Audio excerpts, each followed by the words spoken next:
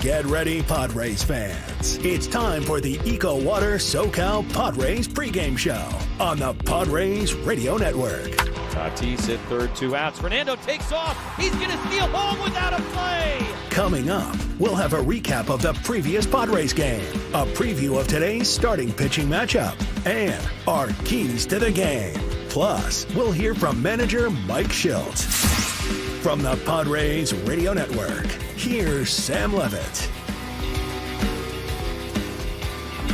San Diego Padres baseball coming up on 97.3 The Fan and the Padres Radio Network. Today the Padres take on the San Francisco Giants in the final game of a 3-game series. Our starting pitching matchup today for the Giants, right-hander Tanner Roop, and for the Padres, left-hander Martin Perez. Hi, good everyone. Sam Levitt with you inside our San Diego studios. Coming up in the next 50 minutes, we'll hear from Padres manager Mike Shildt. We hear from Padres reliever Alek Jacob. We also sit down for a conversation with Padres third base coach Tim Leiper, and in just a little bit we're joined by Padres radio voice Jesse Agler. But first, let's set the table, brought to you by Fraser Farms Market. Set your table with the highest quality of natural and organic products from Fraser Farms Market, a San Diego original since 1971 with 3 locations, La Mesa, Vista, and Oceanside. Padres entered today 84-65. They entered today sitting in the National League's first wild card spot, a game and a half ahead of the Arizona Diamondbacks. Padres also entered today just 3.5 games back of the Dodgers for first place in the NL West. Meanwhile, the Giants come in a record of 72-77. Giants have lost 14 of their last 21 games. The Padres grabbed an early lead and got great pitching on Friday night to win the series opener. Last night, it was more of the same. How did the Padres fare in their last game? Let's take a look back with our Padres Rewind. Presented by Hamul Casino. With thrilling slots and tables and all the best rewards, Hamul Casino has all the fun you're looking for. Hamul Casino, fun above all else. For a second straight night, the Padres got off to a very quick start. Jurickson Profar hit a 2-out single in the top of the first inning. Manny Machado was next. 2-1. Here's the pitch. Manny swings, laces it in the air, center field and deep. Ramos back, still going back. This one off the very top of the wall. Profar is at third base. He's going to be held there. Now he's on his way home as the throw is dropped at second base, and Profar scores. Manny's at second, and the Padres have a 1-0 lead. It was ruled a double for Manny, a throwing error from the center fielder Elliot Ramos. That's what allowed Profar to score. Padres had a 1-0 lead. In the top of the fourth inning, Xander Bogaerts had a big swing. 0-1, hit in the air to left field and deep. Conforto going back at the wall, looking up, gonna go! Home run, Xander Bogaerts. Number 10 on the year for the Padres shortstop, and a 2-0 lead here in the fourth. Padres still led 2-0 going to the 6th inning. Donovan Solano hit a 1-out double, his third hit of the game. He was on third base with 2 men away for Luis Arraez. Ball and no strikes, pitch to Arraez, smacked the other way, into left field, and a base hit. Another knock for Arraez. This one will plate Solano, an RBI single here in the top of the 6th inning, and the Padre lead is 3-0. So the offense was cooking early on. How about the pitching? Joe Musgrove went 6 scoreless innings. He was great last night. Adrian Morejon retired the side in order. In the bottom half of the 7th inning, in the top of the 8th inning, the Padres got it going again. Luis Arraez collected his second hit of the night with a leadoff double. Fernando Tatis Jr. was next. 3-2, and Fernando on the ground into right field, base hit. Arraez speeding towards third, being waved, on his way. Canna's throw to the plate is cut. An RBI single for Tatis, and a 6-0 Padre lead. Padres weren't done. Later in the inning, it was Jackson Merrill. Pitch here, lined out towards right center field. Canna on the run, not going to get there. It bounces beyond him, goes to the base of the wall. Fernando has scored. Profar is on his way. Merrill standing at second with a 2-run double. It is 8-0 here in the 8th.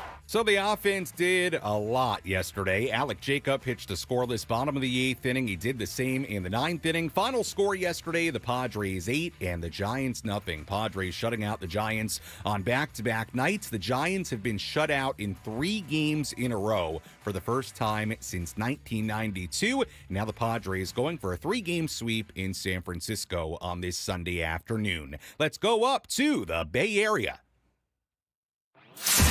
Let's go inside the Padres broadcast booth for a deep dive on today's matchup from Jesse Agler in our Padres game preview on the Padres Radio Network. Well, Jesse, before this series started on Friday, you and I talked about the out-of-town scoreboard and looking around the league right now at some of the other teams involved in this National League wildcard race. But we also said that first and foremost, it's about the Padres and the way they play. Certainly the first 2 games of this series, it seems like the Padres have very much taken care of business. It's been a great series so far. Yeah, really a little bit of everything, right? I mean, you've gotten the great starting pitching from both Cease and Musgrove. I think very similar offensive games, although yesterday, obviously, a couple of more runs. And, nothing in the complaint department, truly, in the first 2 games of this series. Padres taking care of their business and sort of being rewarded, right, by some of the other stuff that is happening on that out-of-town scoreboard. Diamondbacks losing each of the first 2 games of their series to the Brewers. Dodgers losing yesterday to Atlanta. That kind of makes the West a little bit more interesting with 2 weeks to go in the regular season. And there is no doubt about it. It is going to be a wild finish here in 2024. Yeah, it's going to be a wild finish. We'll see if the Padres can pick up a series sweep today before they head back to Petco Park. Let's talk about the pitching matchup here today and start with left-hander Martin Perez. Jesse, when the Padres made the trade for Perez, I think we all thought at bare minimum, hopefully he would be a guy who could eat up some innings. But you go back and you look at what he's done. You look at what he did in his last start against the Tigers, 6 innings and a third and no runs given up. Martin Perez, Jesse, has been really, really good for this team. He's been huge, and, every inning, remember, is the responsibility of a pitcher. And you want to spread that out amongst really as few guys as possible over the course of the long season. Ideally you got a bunch of 200-inning starters, but we know in today's game that is not all that realistic. And you don't want to burn out your bullpen, particularly late in the season. And look, there are times, when you go through one of those runs where your starters aren't working deep, and Martin Perez has been able to kind of slide into this rotation. He has kept the Padres in every single game that he has pitched so far this year. Never asking too much of him, and I'm with you. I think he has provided more than you could have ever hoped for, kind of in this very specific role that the Padres have carved out. It's about taking some of the pressure off the other guys on this pitching staff, and it's been even better than I think you could have hoped for. Yeah, he's been absolutely great so far. We'll see how Perez does here today against this San Francisco lineup. A San Francisco lineup, Jesse, that has not produced a run in 3 games. The Giants trying to avoid being shut out in 4 consecutive games for the first time in franchise history. Jesse is somebody who sees a lot of Giants games. Obviously, they've had, I think, a bit of a disappointing season sitting at 72 and 77 as we come down the final stretch. Your thoughts on kind of where the Giants are right now? What is the mood in San Francisco, if you will? Yeah, the mood's not great. I was talking to somebody about it this morning, and, I said my view of them, from obviously a little bit of a distance is the roster just feels very piecemeal. Yeah. It's kind of like, all right, what are we trying to be here, particularly from a position player standpoint? And look, the pitching issues will be what they will be. That's, something we see all across the league. But, I'm not quite sure what kind of, lineup they're trying to put together here. And I don't think that they know necessarily. And, I thought at the beginning of the year when they brought in Soler late in spring training, that was like a great signing. Chapman I thought was a really good signing. They've since acquisition. They've since extended him. He's going to be a part of the medium-term future here, which I think is a really good move. But, yeah, it's kind of like this weird mix of guys. They've got a couple of young, dudes that I think they're excited about but are obviously unproven. And then you've got this sort of, middle class, so to speak, of, maybe random pieces in the lineup. And, yeah, I'm not entirely sure what the direction they're trying to go is. And it perhaps seems that they don't necessarily know right now either. They're going to have to reshuffle some things, I think, pretty good going into next year. this ballpark also, I mean, as Padre fans who were around for the early Petco years know, it can make things weird for an offense. It's just hard to score runs here. You're not going to hit a lot of homers, generally speaking. That's part of why I liked that Soler signing so much, and obviously they've since traded him back to Atlanta. But, I thought, all right, there's a guy who's big enough and strong enough that he'll be able to overcome, all of the challenges of hitting for power in this yard. And, I think that they've got to, figure some things out, probably make some tough decisions.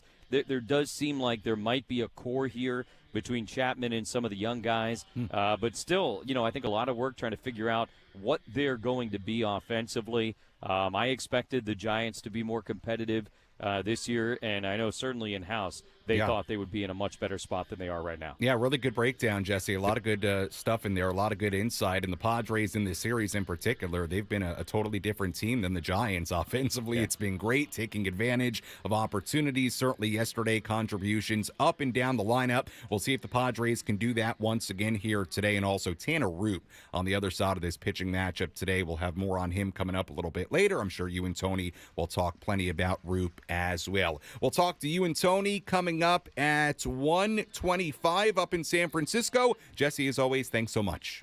You got it, Sam. All right, that is Jesse Agler joining us on our EcoWater SoCal Padres pregame show here on the Padres Radio Network as we get ready for this series finale up in San Francisco. Again, Martin Perez on the mound for the Padres, right-hander Tanner Roop on the mound for the Giants. Much more on both those guys coming up a little bit later on. When we return, we hear from Padres manager Mike Shildt, plus coming up a little bit later, we hear from Padres reliever Alek Jacob and Padres third base coach Tim Leiper. Good conversation with Tim for the first time this season here on the pregame coverage. Much more to do on our pregame show. We return after this on the Padres Radio Network.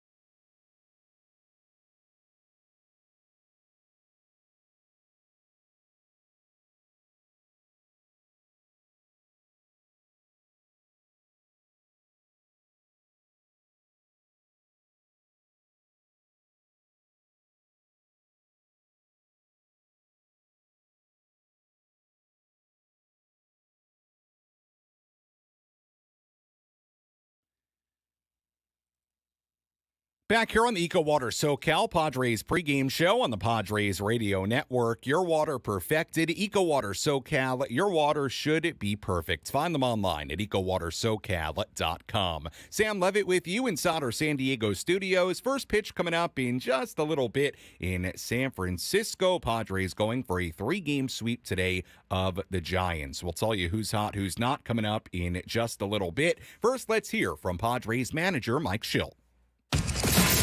Let's pull up a seat in the manager's office and hear from Padres manager Mike Shildt. Presented by Sinley Food. Spice up your culinary life. Day game after a night game, so no pregame media availability for Mike Shildt today. So we'll revisit what Mike Shildt had to say. After yesterday's 8-0 win, the Padres had contributions up and down the lineup yesterday. A combined 8 runs on 17 hits, multi-hit games for Luis Arraez, Fernando Tatis Jr., for Manny Machado, for Jackson Merrill, for Donovan Solano, for Kyle Higashioka. It was just a great effort offensively for the Padres yesterday. And on the pitching side, that wasn't too shabby either. Padres got 6 scoreless innings from Joe Musgrove, and the bullpen great once again, 3 scoreless innings between Adrian Morejon and Alek Jacob. Let's hear from Mike Shildt. Here was Mike after yesterday's win on the Padres offense. Contributions 1 through 9. Everybody contributed. Luis sets the tone as always. Tremendous job, like Toddy's at bats. He made adjustments. Manny was really good. Was able to add on there. That was a big knock that opened it up a little bit. Jackson's 2-run double was big as well. For far as just taking good at bats, grinding really tough at bats out. Solano, what are you gonna say? So he's out 4 ropes and almost had a 5-hit game. So, and Hickey's bats were really good. Worked that walk. Took from just a relentless at bats. The whole way through. Hickey was great and just a good team effort. What's it do for an offense and maybe for an opposing pitcher when you have a guy like Solano who's as tough and out as he is hitting down there in the order? It's huge. I mean, you sometimes you look to the bottom as a breather, and there's no breathers at the bottom of our lineup. Having Donovan Solano, if he's down there hitting 8 for us, says quite a lot about the length of our lineup. We talked about it prior to the game, but man, that's a really long lineup when that guy's hitting 8 for you. Joe finished what he started this time, kind of like he has basically since he's back from the IL. Yeah. How big is that to have at that, especially at this time of year, to have Joe coming in pitching like this? Oh, he's fantastic tonight. Yeah, a little bit of a bounce back. Tremendous the first 3 last time, and pretty determined what he was going to do tonight. And 6 just really magnificent innings. Curveball was really good. Sweeper good life on his fastball. With the way he threw in, set all his pitches up, and nice little hop up he made. Nice little play on the foul ball. This vintage Joe, man, taking charge and going to get it. So really well pitched game by Joe. What do you make of Solano not getting a lot of playing time the past month or so, and then now that Xander's back is short, he puts up 4 hits tonight? Yeah, I mean, he's been in there 3 of the last 4 games. Hadn't had as many opportunities, as you mentioned, but is professional about it and just ready for it. He's a guy that is always ready regardless of circumstance off the bench. He's just a pro's pro, and he's done a little bit of everything in this game. But, get Bogey credit. One of the reasons that he recognized that opportunity to go over to short was to lengthen the lineup and get guys like Solano and Peralta back in there and getting some more bats. So, just speaks to just the quality of professional hitter that Solano is. That was Padres manager Mike Shildt earlier in, not earlier today, but yesterday after the Padres beat the Giants 8-0. We'll hear more from Mike on our post-game show coming up later on this afternoon. By the way, Donovan Solano back in the lineup today for the Padres. He's moved up in the batting order today, batting second and playing third base. Just a quick look at the Padres lineup. Luis Arraez at first base leading off. Donovan Solano at third base batting second. Jurickson Profar in left field batting third. Manny Machado, the DH today, batting cleanup. Then Jackson Merrill in center batting fifth. Xander Bogaerts at shortstop batting sixth. Jake Cronenworth back in the 7th spot for his 2nd straight day at second base. David Peralta in right field batting 8th. And Elias Diaz doing the catching today, batting 9th. Let's tell you who's hot, who's not. Which player is locked in at the dish? Who needs to kick things up another notch? This is Who's Hot, Who's Not on the Padres Radio Network. We begin with a look at the hot category, and we start with Luis Arraez. He had 2 hits last night and is in the midst now of a 12-game hitting streak. He's collected multiple hits in 5 of his last 6 games, 3 hits in 4 of those games. Arraez is hitting .463 in his last 15 games, and yes, he is still not struck out in forever. We're going to talk more about that coming up a little bit later on. Arraez currently leading the National League with a .320 batting average. Manny Machado also in the hot category. He's batting .333 with 11 extra base hits, 24 RBIs in his last 20 games. And then a couple of guys who have heated up a little bit more recently. Jurickson Profar, all of a sudden in the midst of an 8-game hitting streak, he's batting .323 in that span. That follows an 81 at-bat stretch for Profar where he hit just .185. Fernando Tatis Jr. also in the hot category, 7 for 19 in his last 4 games. He had 3 hits last night, 3 home runs in those last 4 games.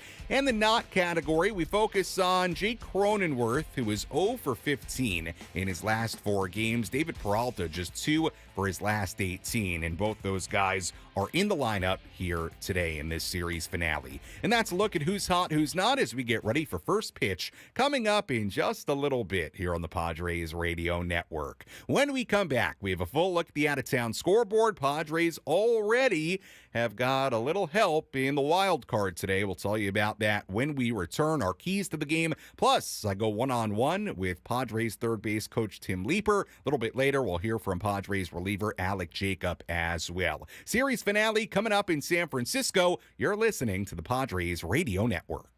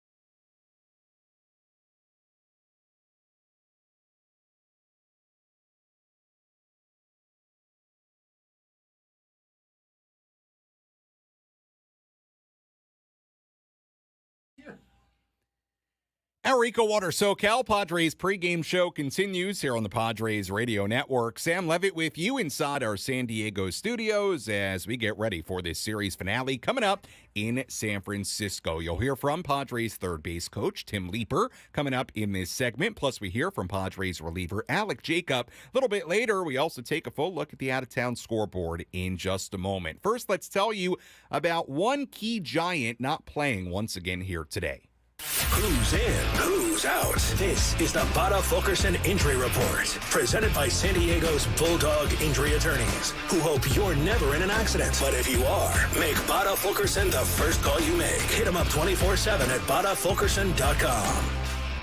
Giants shortstop Tyler Fitzgerald, in the midst of a really nice rookie season, left Thursday's game against the Brewers due to lower back tightness. He's again out of the Giants lineup today for a third straight game. Brett Wisely starting once again today in his place for a third straight game. 26-year-old Fitzgerald was hitting .296 with an .880 OPS in 84 games, so it's a big loss for the Giants lineup. We'll see if Fitzgerald is available off the bench today at all, but right now the Padres have not seen Fitzgerald in this series. Again, out right now, day-to-day, due to lower back tightness. And that's a look at one of the guys who is out for the Giants here today. Let's take a full look at the out-of-town scoreboard. Let's take a trip around the Bigs and tell you about the scores you need to know in our out-of-town scoreboard. Presented by Jensen Meat, where great taste meets integrity. We have a number of finals already today. Let's start with the one that means the most to the Padres right now. That's the Phillies beating the Mets 2-1 in Philadelphia. That game went final just a few minutes ago. Mets took a 1-0 lead in the 8th inning in that game. Tyrone Taylor, a home run to give New York a lead, but then it was Buddy Kennedy with an RBI double in the bottom half of the 8th inning to tie it for Philadelphia. In the bottom of the 9th inning, it was JT Realmuto, a walk-off base hit. Phillies beat the Mets 2-1 in Philadelphia. Nationals beat the Marlins 4-3 in Washington, D.C. Twins beat the Reds 9-2 in Minnesota. Tigers beat the Orioles 4-2 in Detroit. Games going on right now. Yankees ahead of the Red Sox 5-2 in New York in the 7th inning. Pirates 4, Royals 3 in Pittsburgh in the 7th inning. Blue Jays 3, Cardinals 2 in Toronto in the 9th inning. Guardians ahead of the Rays 2-0 in Cleveland in the 9th inning. White Sox and the A's in Chicago, 7th inning there. The White Sox ahead 4-2.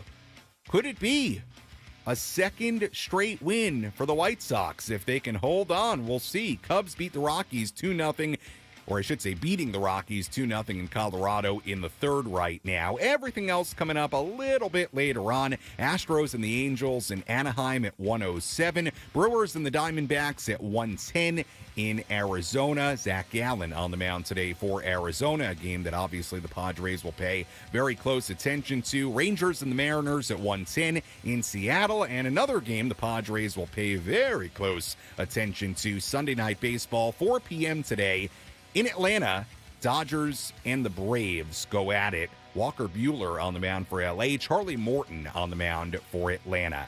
And that is a full look at the out-of-town scoreboard on this Sunday across the major leagues. And we'll have even more on all those scores in our post-game show and a full look at the wild card standings, the NL West standings, tell you everything you need to know about where the Padres are at the end of today. And obviously that Dodgers-Braves game is interesting. Remember, the Padres, if they just take care of business, win their game today, then they're guaranteed to pick up either a game on LA or a game on Atlanta. So we'll keep a very close eye on all of that.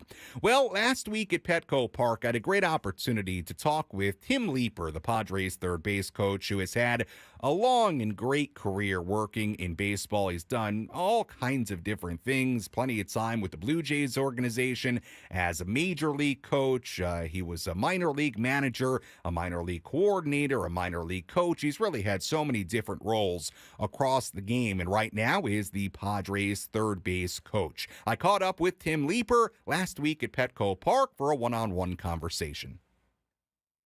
You are the third base coach of the Padres, which I'm sure many people listening that watch Padres games know that are here at Petco Park. They see you in that third base coaching box. But beyond that, what are your responsibilities on the coaching staff? Well, third base obviously is the big one, and the fact that people don't know me, that's a good thing. That means I'm doing my job really well.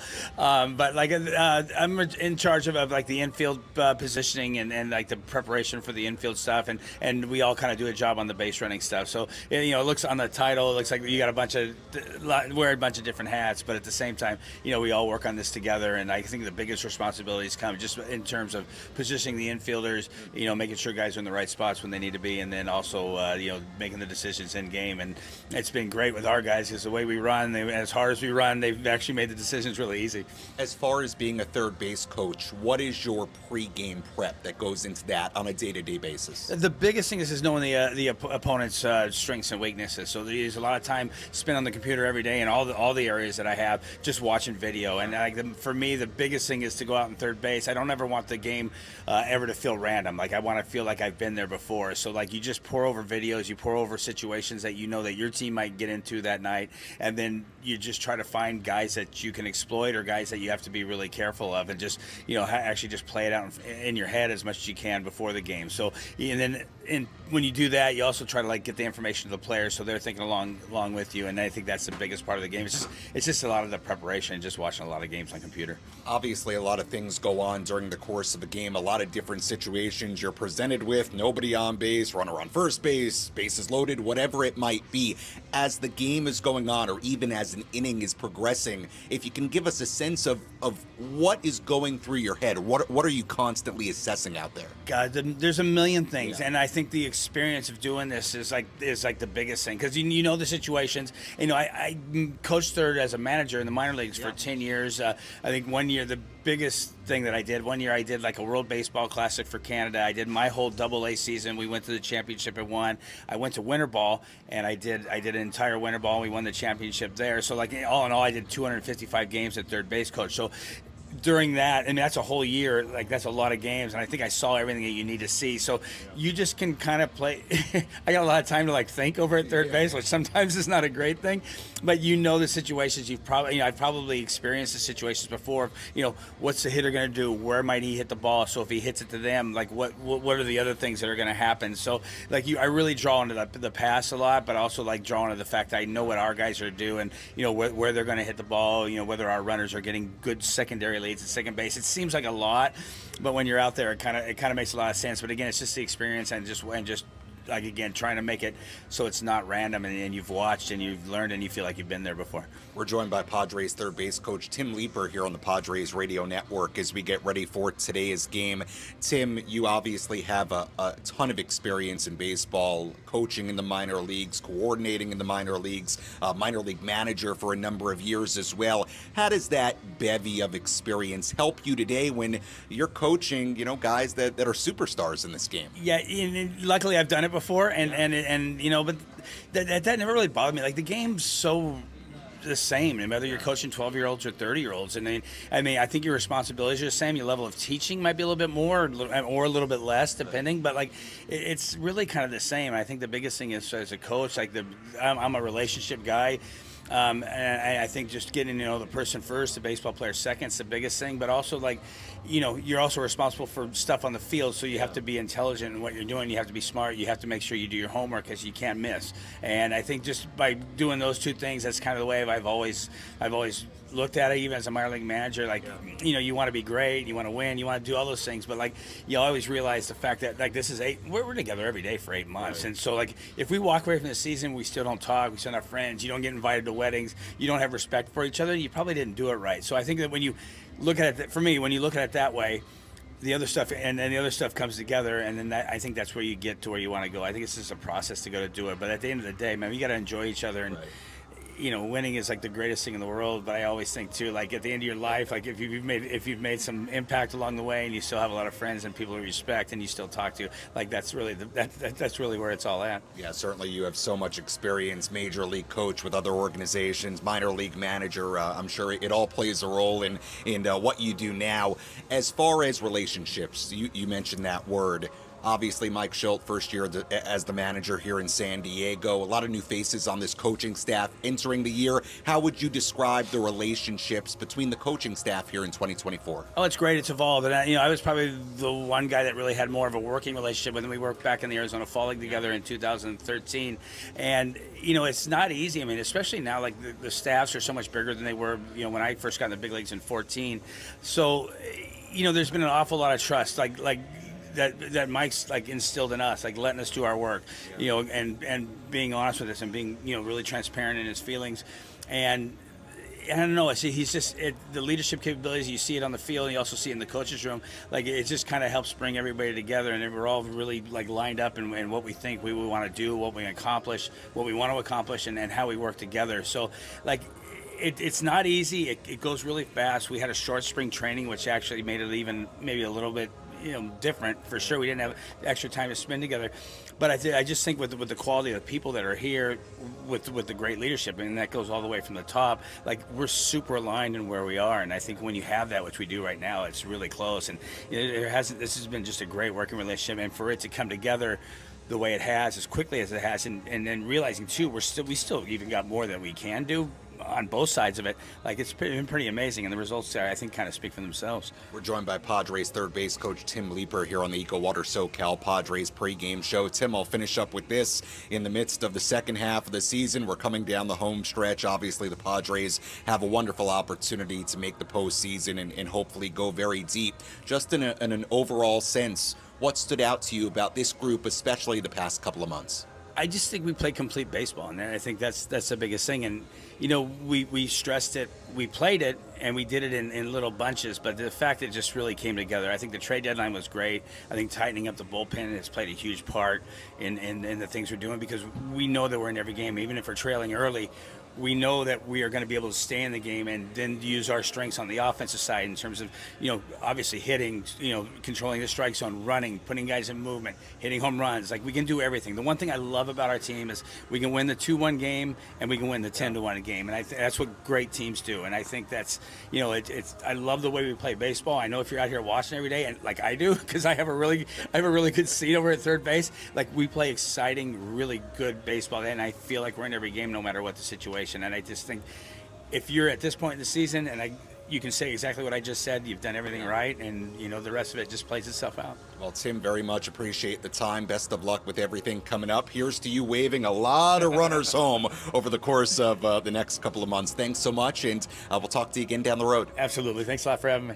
That was Padres third base coach Tim Leiper joining me on our EcoWater SoCal Padres pregame show as we get ready for today's game in San Francisco. A big thank you to Tim. A really nice conversation there about his career, about coaching third base, everything that goes into that, and much, much more, with first pitch coming up in just a little bit in San Francisco. San Diego County Toyota dealers are proud partners of the Padres and supporters of the San Diego community, and we would like to especially recognize and honor the men and women who serve our country on this Military Sunday. Thank you, and go Padres. Let's give you today's keys to the game. How will the Padres unlock a victory in today's game? These are the keys to the game. Presented by Honor Buick GMC Hummer in National City. Key number one, score early. The Padres scored 3 runs in the first inning on Friday night. They scored an early run in the first inning last night. Both those games, the Padres took control early, gave their starting pitcher some cushion before they even touched the mound. Padres have done a nice job lately in scoring early. Last night was the 5th time in their past 8 games where they've scored in the first inning. They've now done that 15 times in their past 33 games. You'd love to see them give Martin Perez some early run support today before he even gets to the mound. Key number 2, keep this Giants offense quiet. The Giants have been shut out in 3 straight games for the first time since 1992. They have never been shut out in 4 consecutive games in franchise history. In fact, the only team in the last 30 years to be shut out in 4 straight games, the 2017 Kansas City Royals. If the Padres were to shut out the Giants again, it would be the first time they've recorded 3 straight shutouts since 1982. 88.